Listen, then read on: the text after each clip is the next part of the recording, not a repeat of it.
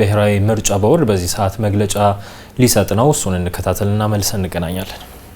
የኢትዮጵያ ብሔራዊ ምርጫ ቦርድ 7ኛውን ጠቅላላ ምርጫ ግንቦት 24 2018 ሰኞ አከናውኖ በዛው ቀን በተለያዩ ምርጫ ጣቢያዎች የድምጽ ቆጠራ ተካሂዶ የድምጽ ቆጠራ ውጤት የለጠፉ ምርጫ ጣቢያዎች ነበሩ።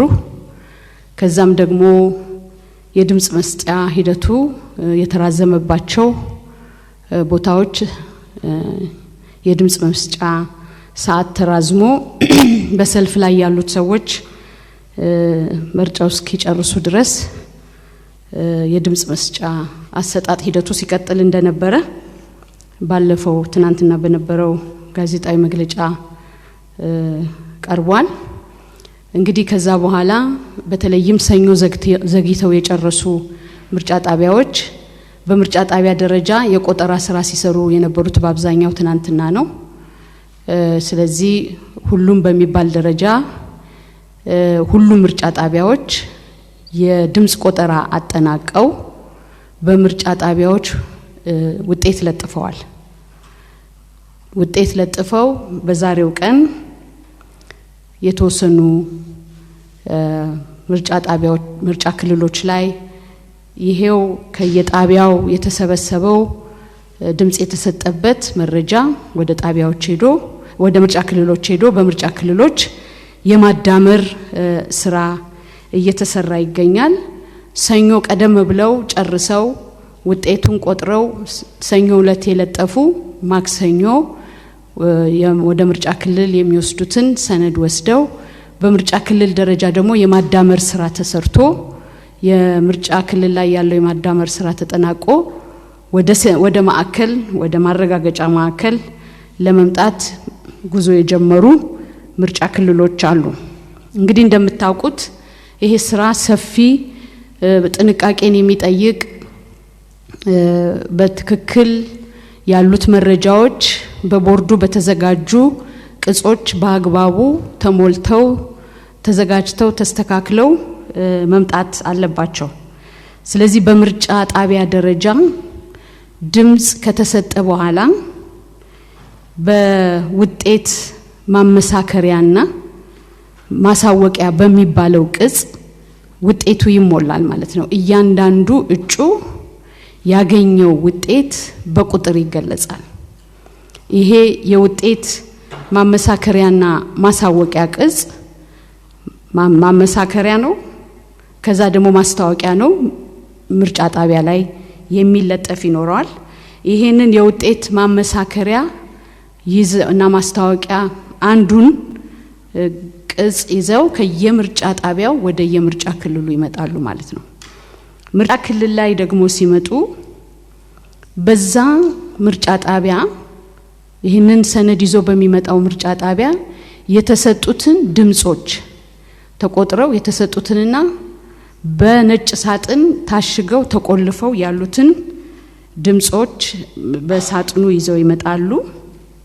እንደገና ይሄንን የውጤት ማመሳከሪያ የሚባለውን ሰነድ ይዘው ለምርጫ ክልል ኃላፊው የምርጫ ጣቢያው ኃላፊ ያስረክባል።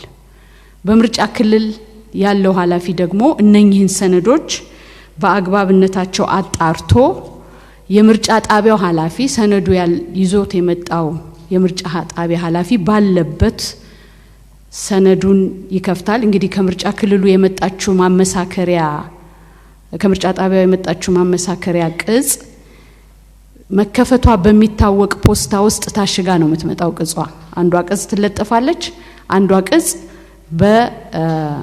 በመከፈቱ በሚታወቅ ፖስታ ውስጥ ታሽጎ ነው የሚመጣው።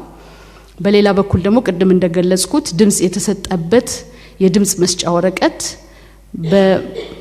በሳጥን ውስጥ ተቆልፎ አብሮ ወደ ምርጫ ክልሉ ይመጣል። ሌሎችም ቁሳቁሶች ምርጫ ሲፈጸምባቸው የነበሩት ቁሳቁሶች ጭምር ወደ ምርጫ ክልል ይመጣሉ ማለት ነው።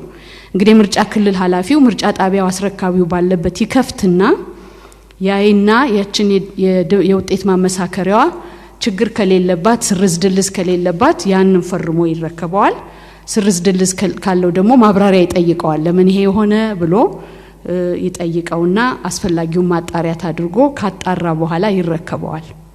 እንግዲህ አንድ በምርጫ ክልል ደረጃ የማዳመር ስራ የሚጀመረው ከ30% አካባቢ የሆኑ ውጤቶች ከምርጫ ጣቢያ ሲመጣ ነው።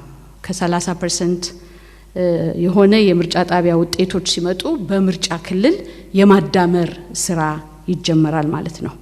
እንግዲህ በምርጫ ክልሉ ደግሞ የማዳመር ስራ ሲሰራ ራሱን የቻለ የማዳመሪያ ወርክሽት የሚባል አለ። በሱ ይሞላና ያሉት ከየምርጫ ጣቢያው የመጣው ለምሳሌ የምርጫ ጣቢያው ያለበት ክልል፣ ወረዳ፣ የምርጫ ጣቢያ ስም፣ የምርጫ ጣቢያ ኮድ የያዘ ፎርም እዛ ይሞላል። በዛ ምርጫ ጣቢያ የተመዘገቡት የመራጮች ብዛት፣ ለዛ ምርጫ ጣቢያ የተላከው የድምጽ መስጫ ወረቀት ብዛት፣ ዋጋ ያለው የድምጽ መስጫ ወረቀት ብዛት፣ የተበላሸ ብሎ ዝርዝር አለው በፎርሙ ላይ። በዛ ማዳመሪያ ወርክሽት ላይ ይጽፋል። በዛው ልክ ደግሞ በእያንዳንዱ ምርጫ ጣቢያ ላይ የተወዳደሩትን እጩዎች ዝርዝር ይጽፍና በዛች በእያንዳንዷ ምርጫ ጣቢያ ላይ ያገኙትን ድምጽ በዛ ማዳመሪያ ላይ ይሞላል። እንግዲህ እንደምታውቁት እጩዎች በበዙ ቁጥር አንድ ወርክሽት የሚይዘው አንድ ማዳመሪያ የሚይዘው 20 ምርጫ ጣቢያ ነው የሚይዘው። ለምሳሌ በአንድ ምርጫ ክልል ስር 100 ምርጫ ጣቢያ ካለ አንዱ 20 ነች። 5 ማዳመሪያ ሽት አብሮ መምጣት አለበት። ይሄ 5 ማዳመሪያ ሽት ደግሞ ስለሚበዛ 5ውን ማዳመሪያ ወርክሽት ደግሞ ይዞ አንድ ላይ ጠቅልሎ የሚመጣ ማዳመሪያ ሽት አለ። እንግዲህ እነዚህን ሁሉ ለመዘርዘር የሄድኩት እያንዳንዱ የሚወስደው ጊዜ የሚወስደው ጥንቃቄ በጣም ወሳኝ ስለሆነ በመጨረሻ ላይ በሚገኘው ውጤት ላይ የራሱ የሆነ ተጽዕኖ ስላለው በዚህ ደረጃ ስራዎች በጥንቃቄ መሰራት አለባቸው።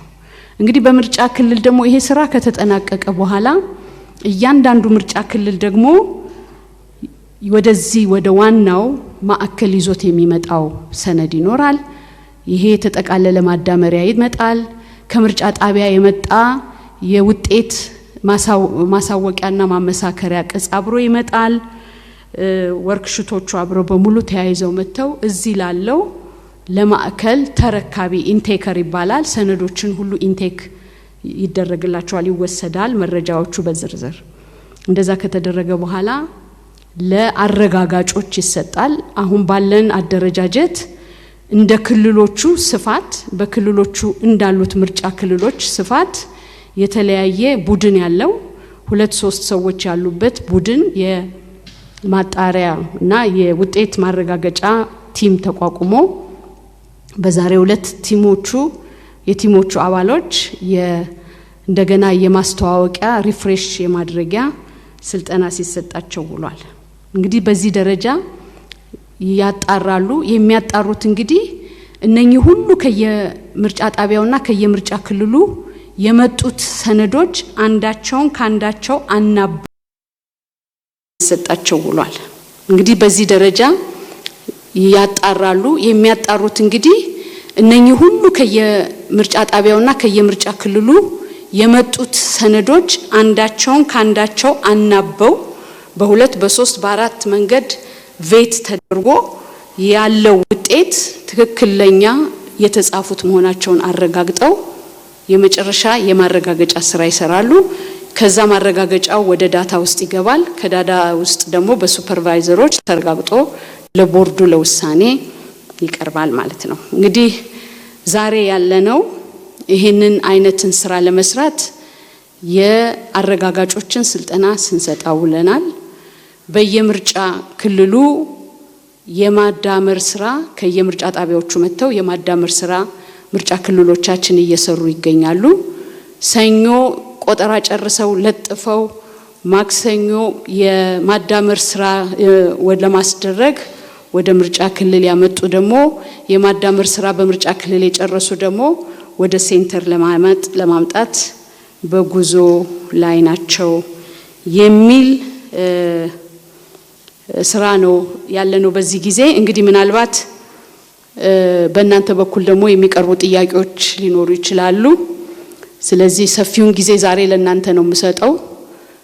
በእነዚህ በቀረቡት ቢሆን በማናቸውም ጉዳይ ላይ ምላሽ ለመስጠት ዝግጁ ነኝ። ስላዳመጣችሁኝ አመሰግናለሁ።